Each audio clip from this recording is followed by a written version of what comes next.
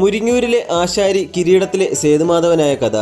കിരീടമെന്ന സിനിമയുടെ കഥയുണ്ടായതിന് പിന്നിലെ യഥാർത്ഥ സംഭവകഥ. ആ ഒരു കഥയാണ് ഞാനിന്നിവിടെ നിങ്ങളുമായി പങ്കുവെക്കാൻ പോകുന്നത്.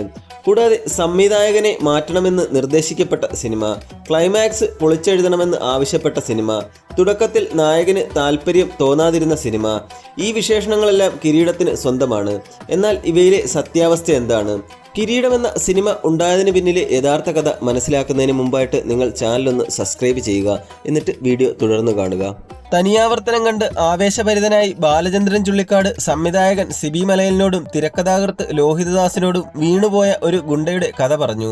അപ്പോൾ ലോഹിതദാസ് പറഞ്ഞു, എൻ്റെ കയ്യിലും ഒരു ഗുണ്ടയുടെ കഥയുണ്ട്. പിന്നീട് ബാലചന്ദ്രൻ ചുള്ളിക്കാട് ഈ കഥ തിരികെ തരുമോ എന്ന് ചോദിച്ചു. അപ്പോഴും ലോഹിതദാസ് പറഞ്ഞു, ആ കഥ എടുത്തോളൂ, എൻ്റെ കഥ അതല്ല. ആ കഥയാണ് ഊഴമെന്ന സിനിമയായത്. പൃഥ്വിരാജിന്റെ ഊഴമല്ല, 1988 പുറത്തിറങ്ങിയ ഊഴം. ആ സിനിമ ഇറങ്ങിയപ്പോഴും സിബി മലയിലും ലോഹിതദാസും ആ സിനിമ കണ്ടു. രണ്ട് കഥകൾക്കും തമ്മിൽ സാമ്യമില്ലെന്ന് ഉറപ്പുവരുത്തി. സംവിധായകൻ സിബി മലയിൽ, തിരക്കഥാകൃത്ത് ലോഹിതദാസ്, നിർമ്മാതാക്കളായ കൃഷ്ണകുമാറും ദിനേശ് പണിക്കരും ഈ നാൽവർ സംഘം മോഹൻലാലിനെ കണ്ട് ഒരു പ്രോജക്റ്റ് ഡിസ്കസ് ചെയ്യാൻ നടന്നത് ഒന്നല്ല, പലതവണയാണ്. ഒന്നും നടക്കാതെ വന്നതോടെ താനാണോ തടസ്സമെന്ന് സിബി സംശയിച്ചു.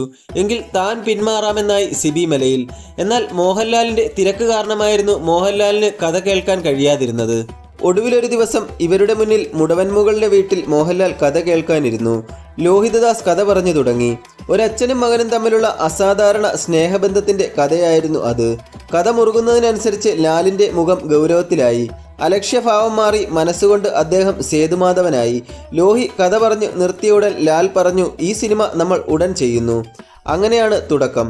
AK ലോഹിതദാസ് എന്ന ചാലക്കുടിക്കാരൻ നാടകകൃത്ത് സിനിമ എഴുത്തിന്റെ മാന്ത്രിക ലോകത്ത് പറന്നു തുടങ്ങിയ കാലത്താണ് കിരീടം വരുന്നത്.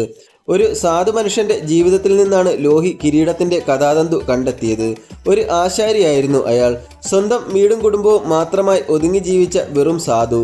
എല്ലാ വൈകുന്നേരങ്ങളിലും ഇത്തിരി കള്ളു കുടിക്കുന്നതാണ് ഏക സ്വഭാവദൂഷ്യം. ഒരിക്കൽ കള്ളുഷാപ്പിൽ വെച്ച് മറ്റൊരാളുമായി വഴക്കുണ്ടായി. അയാൾ ആശാരിയെ മൃഗീയമായി മർദ്ദിച്ചു. ഗത്യന്തരമില്ലാതെ ആശാരി ഉളിയെടുത്ത് പ്രയോഗിച്ചു. അയാൾ പിടഞ്ഞു വീണു മരിച്ചു. ഭയന്നുപോയ ആശാരിയെ കാണികൾ തോളിലേറ്റി. അപ്പോഴാണ് ആശാരി അറിയുന്നത് താൻ കൊന്നത് കുപ്രസിദ്ധ ഗുണ്ടയെയാണെന്ന്. ശല്യക്കാരനായ ഗുണ്ടയുടെ സ്ഥാനത്ത് പുതിയ നായകനെ നാട്ടുകാർ പ്രതിഷ്ഠിച്ചു. പക്ഷേ അയാൾ ചോര കണ്ടാൽ തലചുറ്റുന്ന സാധാരണക്കാരനായിരുന്നു. കൊലക്കേസോടെ അയാളുടെ ജീവിതം ഛിന്നഭിന്നമായി. ഈ സംഭവം ലോഹി മാറ്റി എഴുതിയപ്പോൾ സേതുമാധവൻ എന്ന കഥാപാത്രം ജനിച്ചു. സിനിമ എഴുതുമ്പോൾ ചില നടന്മാർ കഥാപാത്രങ്ങളായി മുന്നിൽ വരും. ഹെഡ് കോൺസ്റ്റബിൾ അച്യുതൻ നായരെ എഴുതുമ്പോൾ ലോഹിയുടെയും എൻ്റെയും മനസ്സിൽ മറ്റൊരു നടൻ ഉണ്ടായിരുന്നില്ല, തിലകനല്ലാതെ. തിലകന് നായക നടന്മാരെക്കാൾ തിരക്കുള്ള കാലമാണത്. അദ്ദേഹം വന്ന് തിരുവനന്തപുരത്ത് 2 സിനിമകളിൽ അഭിനയിച്ചുകൊണ്ടിരിക്കുന്നു. അശോകൻ സംവിധാനം ചെയ്യുന്ന വർണ്ണം പകൽ നേരത്തും TK രാജീവ് കുമാറിന്റെ ചാണക്യൻ രാത്രിയിലും. ഞാനും ലോഹിയും തിലകനെ കണ്ടു. ചിറ്റൂരാണ് കിരീടത്തിന്റെ ലൊക്കേഷൻ പ്ലാൻ ചെയ്തിരിക്കുന്നത്. തിരുവനന്തപുരത്ത് നിന്ന് അവിടെ വരെ വരുന്നതിനുള്ള ബുദ്ധിമുട്ടാണ് തിലകൻ ചൂണ്ടിക്കാട്ടിയത്. ഞാൻ പറഞ്ഞു, ചേട്ടൻ വരുന്നതുവരെ സിനിമ മാറ്റിവെക്കും. വേറൊരു നടനില്ല ആ കഥാപാത്രത്തെ അവതരിപ്പിക്കാൻ. നാടകകാലത്ത് സഹപ്രവർത്തകനായിരുന്നു തിലകനും ലോഹിയും. അതുകൊണ്ട് ലോഹിയുടെ എഴുത്തിന്റെ മാന്ത്രികത അറിയാവുന്ന തിലകൻ പറഞ്ഞു, ഒരു കാര്യം ചെയ്യാം, 2 സിനിമകൾക്കിടയിലെ ഇടവേളയിൽ വന്ന് അഭിനയിക്കാം. പക്ഷേ ഇടവേള എപ്പോൾ വരുമെന്നുള്ളത് 1 മണിക്കൂർ മുമ്പ് മാത്രമേ അറിയാൻ സാധിക്കുകയുള്ളൂ. പക്ഷേ വേറൊരു കാര്യം, ലൊക്കേഷൻ തിരുവനന്തപുരത്തേക്ക് മാറ്റണം. വലിയൊരു വെല്ലുവിളിയാണത്. പക്ഷേ വേറെ വഴിയില്ലാത്തതുകൊണ്ട് അത് ചെയ്തു.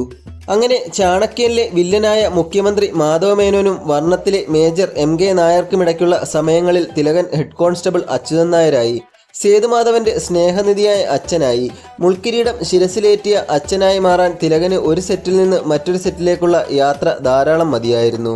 അപ്പോൾ ഇത്രയുമാണ് ഇന്നത്തെ വീഡിയോ. വീഡിയോ ഇഷ്ടപ്പെട്ടെങ്കിൽ ഒന്ന് ലൈക്ക് ചെയ്യുക. കൂടാതെ ഈ ഒരു സിനിമയെ പറ്റിയും ഇന്നത്തെ വീഡിയോ പറ്റിയുമുള്ള നിങ്ങളുടെ അഭിപ്രായങ്ങൾ നിങ്ങൾ കമൻറ്റ് ബോക്സിൽ രേഖപ്പെടുത്തുക.